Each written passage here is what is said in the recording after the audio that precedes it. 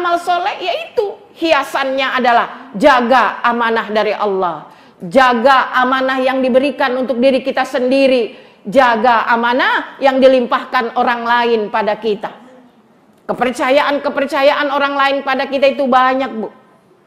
Makanya jadi ketua majelis talim ini ada gajinya enggak? Enggak ya. Enggak ada. Tapi indah, ridho, ada kepuasan, ada nikmat. Kenapa? Mengorganisir orang seperti ini, Bu, bukan perkara yang mudah. Iya. Kalau tidak ada yang mau jadi ketua, pengajian tak akan seindah ini. Iya. Maka para ketua majelis, para pengurus itu tidak membutuhkan gaji dunia. Karena alhamdulillah gaji dari suaminya udah cukup. Tapi jadi ketua majelis talim ini amanah, datang paling awal, pulang paling akhir. Kalau ada apa-apa yang disalahin pengurus. Betul. Beli seragam tak sesuai dengan kenyataan, pengurus yang ditanya. Padahal cicilannya masih kurang. Jadi kenapa? Konsekuensinya itu seperti itu, sadar betul.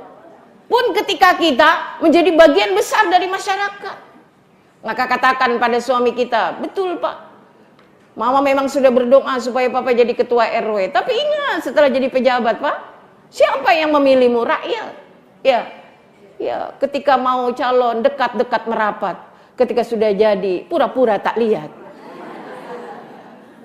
Mudah-mudahan tidak begitu kan. Ya. Jadi karena modalnya adalah kepercayaan, jadi apapun yang dirasa itu tanggung jawabnya bukan kepada yang memberi amanah, tapi yang paling kuat adalah pengawasan dari Allah Subhanahu. Fa idzal ladzi bainaka wa bainahu adawah. Kenapa kita harus membalas keburukan dengan kebaikan? Kenapa? Yang pertama, karena kebaikan itu adalah cahaya. Keburukan itu adalah kegelapan. Orang yang dalam gelap harus diberi cahaya.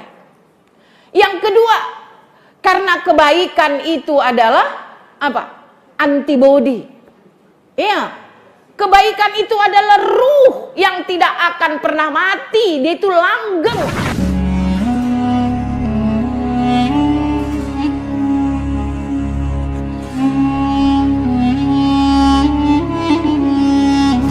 Yang tidak langgeng itu jasad. Jasad akan hancur ini, Bu. Ya.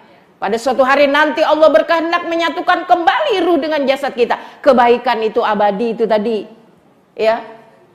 Bahkan kebaikan itu langgeng manakala kita sudah tidak ada di dunia ini lagi. Orang masih merasakan, oh ya Allah, saya teringat beliau itu luar biasa. Ya.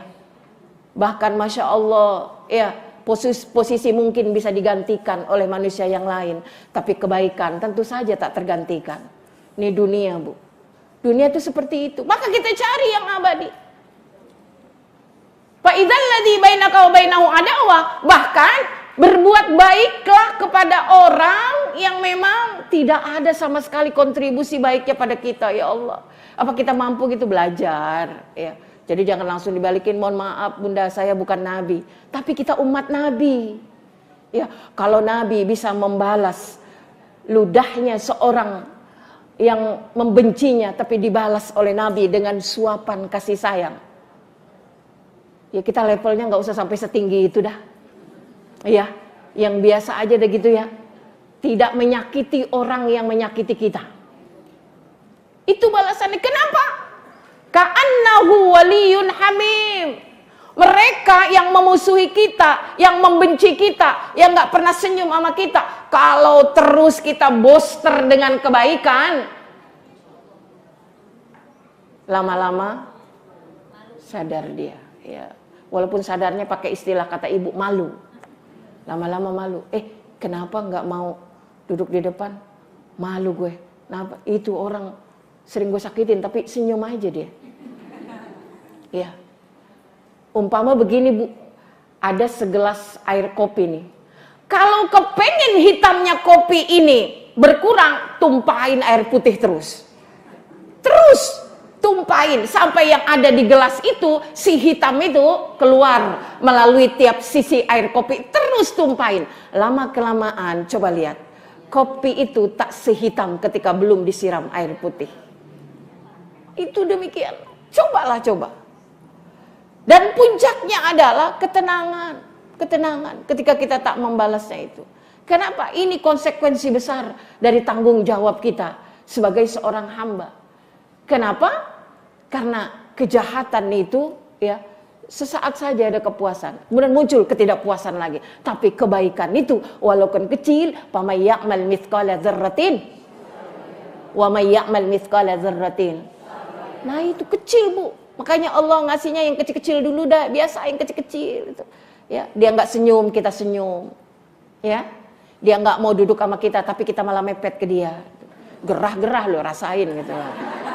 Semakin dijauhi malah gue semakin merapat, kan kayak gitu. Itu nilainya. Ini bukan orang yang muka tebal, tapi iman tebal. Iya, udah kuat, udah nggak baperan, ya, udah nggak sensitif, ya. Bu sekalian yang dirahmati Allah, ya. Jadi kalau saya membeberkan ini semua, maka tanggung jawab besar kita atas amanah ini adalah Allah Subhanahu wa Ta'ala, ya. Dan tanggung jawab besarnya itu teraplikasi melalui siapa? Melalui apa? Melalui diri kita, melalui orang yang ada di sekitar kita, sehingga apa? Tugas-tugas kita sebagai manusia di dunia ini tidak akan pernah luput dari namanya apa yang dikatakan amanah. Jangan lupa, kehormatan yang Allah labelkan pada kita ini adalah juga amanah besar yang wajib kita jaga.